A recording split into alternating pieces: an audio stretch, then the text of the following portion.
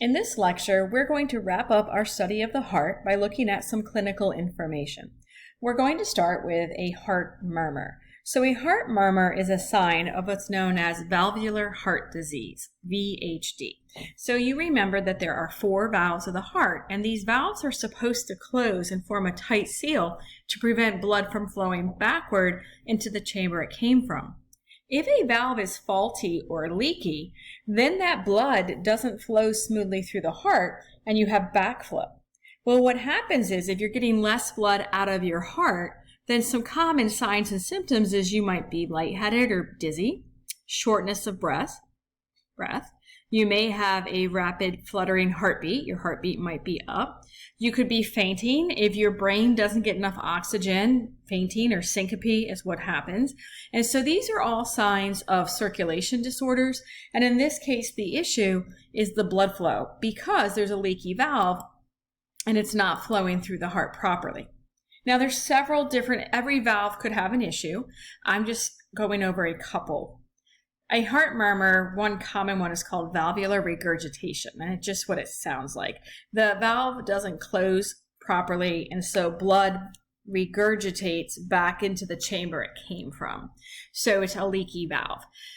MVP, or mitral valve prolapse, is one common disease with valvular regurgitation. In fact, I've read that like 60% of all women have this. And a lot of times you can have a leaky valve and not have any issues at all because it's so minor. If it's more significant and you're having these issues, right, with blood flow and not getting blood out, then you're probably going to need a new valve, and they can do valve replacement surgeries. But MVP is when the valve's a little leaky, so some blood regurgitates back into the left atrium. And it's usually not too much of a problem. However, anytime we have like blood not flowing well, it can kind of pool or accumulate by the valve. And then when that happens, we always worry about an increased risk of infection or increased risk of blood clotting. So I mention infection because sometimes if you have MVP, your cardiologist will tell you that you need to take antibiotics before you see your dentist. A lot of times they don't do this. This is kind of controversial right now. The concern is taking an antibiotic when you don't need it and having antibiotic resistance develop. However, the other concern is when you have dental work done, our teeth, our mouths are disgusting. We have all kinds of bacteria. So when they're cleaning, they can loosen that bacteria. Well, eventually that can, and we bleed, right? Sometimes your gums bleed when you're at the dentist.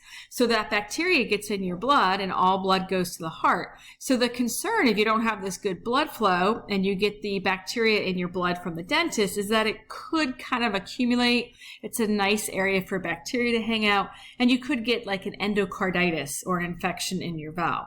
So because of that risk, which is very, very small, some cardiologists will have you take antibiotics before the dentist, and yet others might not.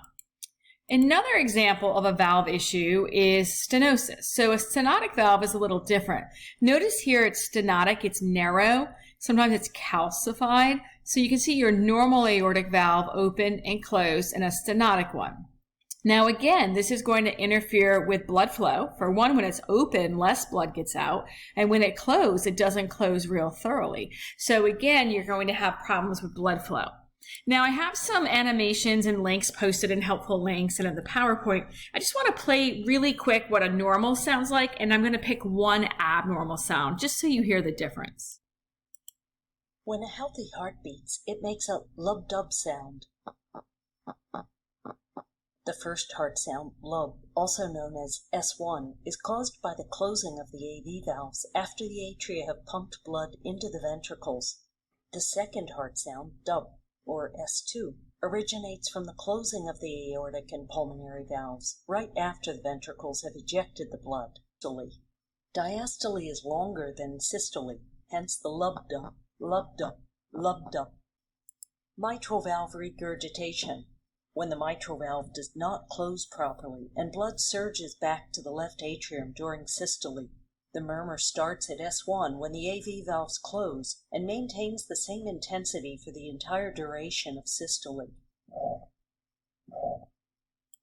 And so heart murmurs will sound very, very different from your normal lub-dub sound. And you can check out some of the links to hear some of the different ones. Now, coronary artery disease, we've talked about this a little bit. It's called CAD, and coronary artery disease, notice you have your normal artery, which is nice and clean and open. But what happens is we get a deposition of fats, of plaque. We get atherosclerosis, which is basically an increase of lipids inside our blood vessels. And notice how it obstructs the blood flow. So if you look at the lumen, the opening, notice it's more narrow, so therefore less blood is going to get to the myocardium. And you can even get blood clots in there, and you can get thrombus. So anytime we have a decrease in blood flow, we're going to have a decrease in oxygen because the blood is carrying the oxygen. So ischemia, or coronary ischemia, is typically due to CAD and due to either a blood clot or atherosclerosis.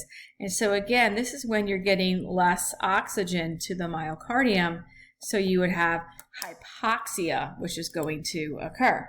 Now, when you get this hypoxia, this ischemia, it hurts. You have chest pain. So this is called angina pectoris, or you might hear it pronounced angina pectoris. And if you pronounce it angina, you will get the little cartoon I put in here. So angina is temporary ischemia. So typically what happens is someone who has some form of coronary artery disease notices it only upon exertion. So maybe they're carrying their groceries into their house or dancing. And so what happens is when you increase that activity, the myocardium is going to need more oxygen. It's pumping harder and harder, but you can't get it there, so it hurts. You feel chest pain.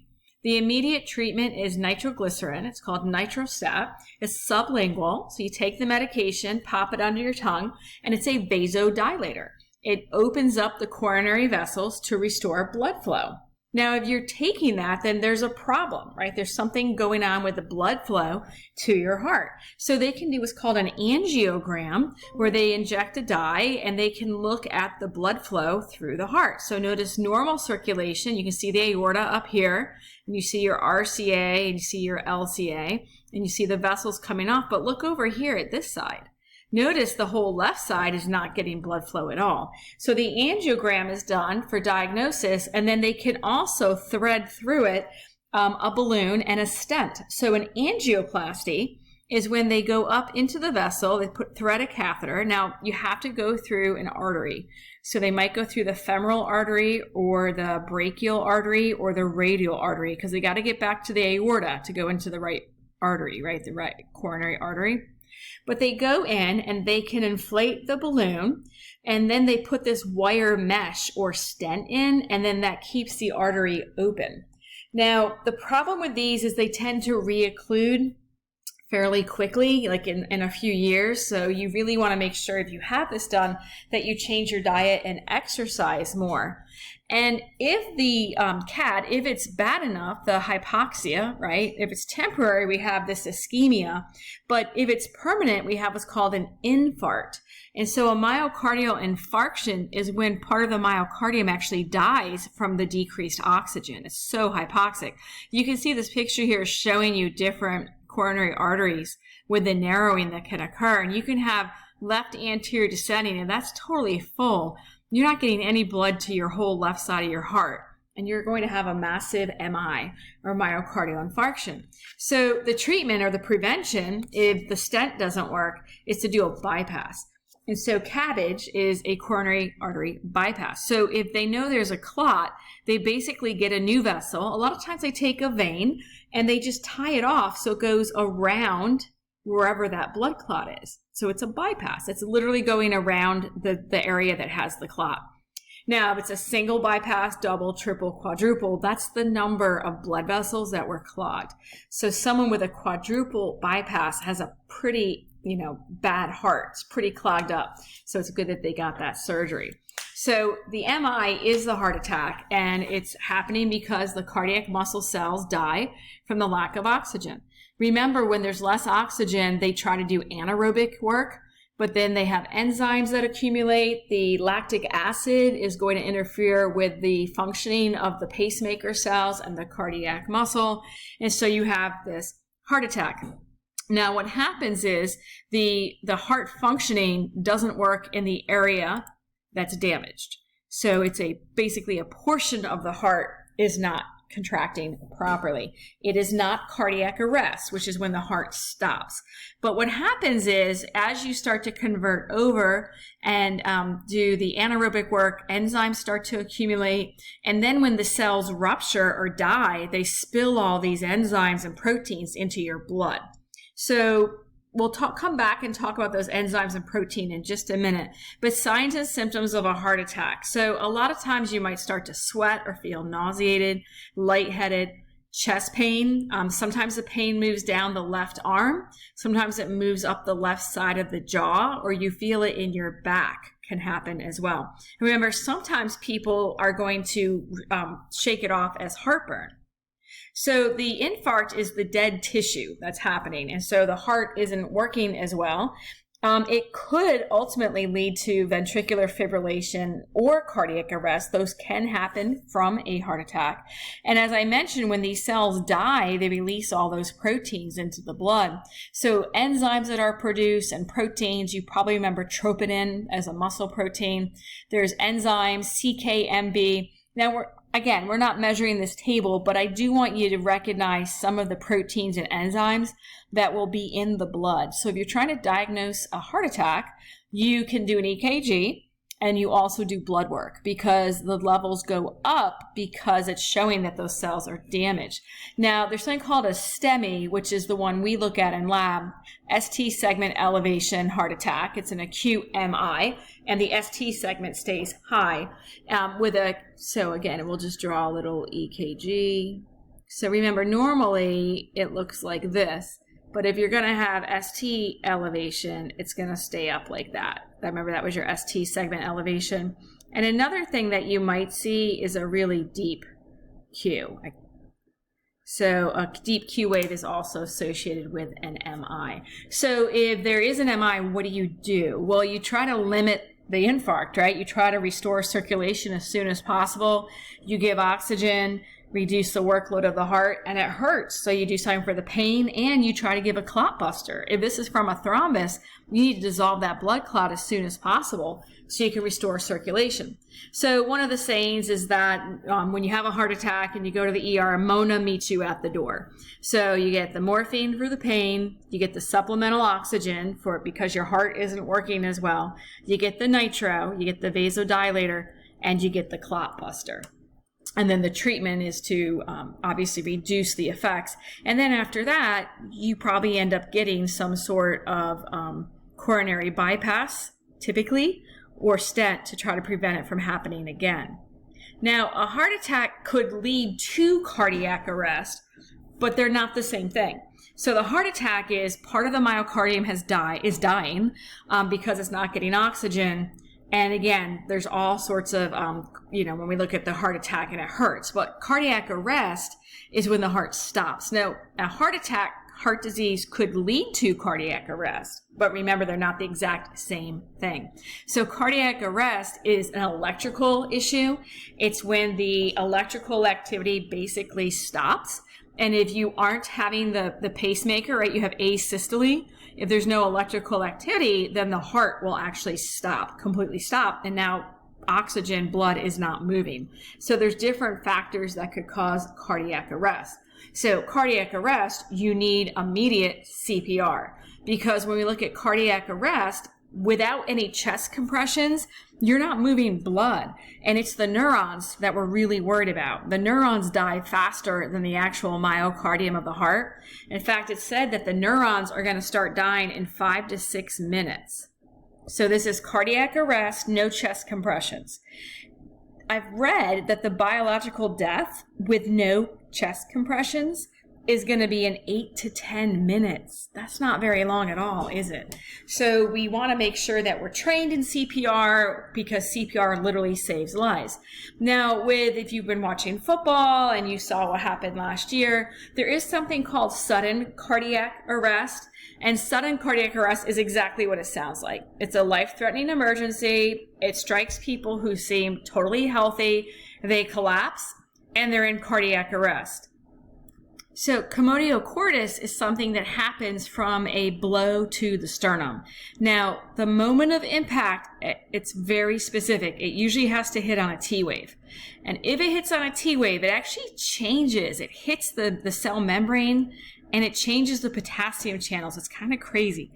But whether it's a football, someone's helmet, as if you watch the football game with Hamlin for the Buffalo Bills, a baseball, it happens with baseball catchers. That's why they have the gear. But if it hits the sternum, a blow to the sternum at just the right time will send the heart into cardiac arrest.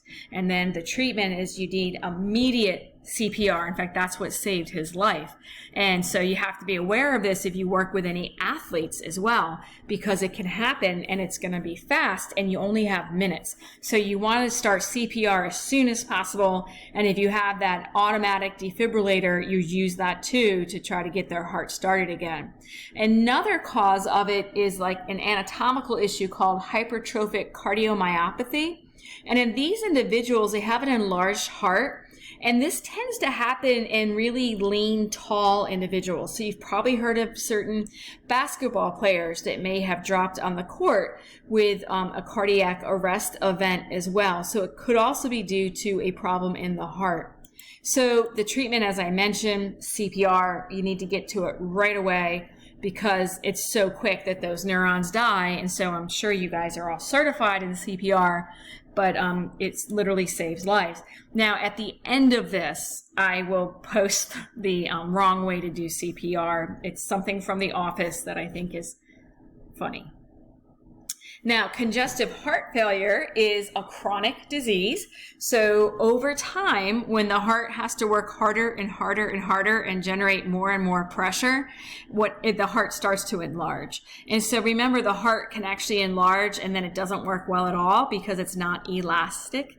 And so this is a long-term problem, usually due from coronary artery disease, high blood pressure, valve disease, or having multiple myocardial infarcts, and then just over time having to work harder and harder and generate more and more pressure, it starts to enlarge. And so, when we're looking at CHF, what do we do? Well, we worry because the blood's going to back up. Remember, you have two sides to your heart. So we can have left side heart failure or right side heart failure. So if it's the left side of the heart failure, then the left ventricle isn't able to pump the blood out. Well, if it can't pump the blood out, remember, it's going to go out the aorta. Well, it's coming from the lungs. So it's actually going to back up into the lungs. And then this will cause shortness of breath. Individuals get pulmonary edema.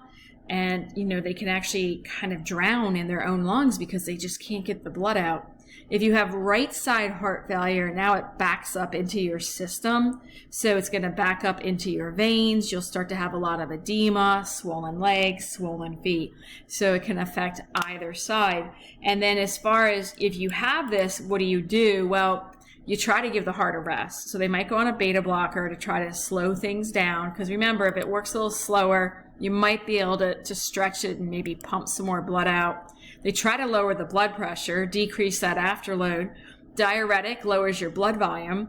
ACE inhibitors are going to try to vasodilate, open up your blood vessels. Same with calcium channel blockers. Or you might have meds to conserve your heart. Digitalis, remember, increases contractility, so it's going to try to make the heart work more efficiently. We're going to talk about all of these meds at the end of the next unit when we really look at blood pressure. And if the meds don't work, the only treatment is to have the heart transplant. So this concludes our lecture on the clinical application of the heart. And I'll put a link here at the end if you want to check out the funny video I mentioned. I also will show it in lab.